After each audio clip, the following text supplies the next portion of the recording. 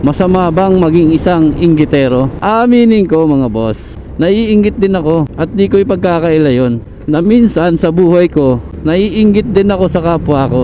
May inggit ka dahil meron siyang nakamit, nakuha, nabili.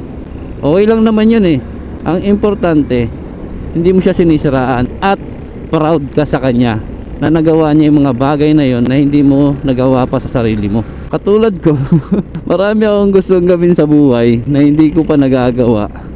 Tapos malalaman ko, nagawa na pala nung kakilala ko. Napakagaling niya naman. I'm so proud of you. Napapabilib talaga ako sa mga ganong tao na nakukuha niya agad yung gusto niya, samantalang ako pinapangarap ko pa lang, siya nakuha na niya. Naiinggit ako sa mga ganon mga boss, pero at the same time proud din ako sa kanya na nagawa niya yon.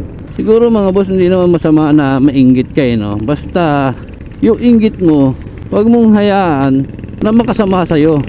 Ako kasi mga boss, yung inggit ko, ginagawa ko tong inspirasyon or motivasyon sa sarili ko para lalo ako magsumikap. Siguro naman pag ganon yung mindset mo, no, hindi naman siguro masama yung ganon.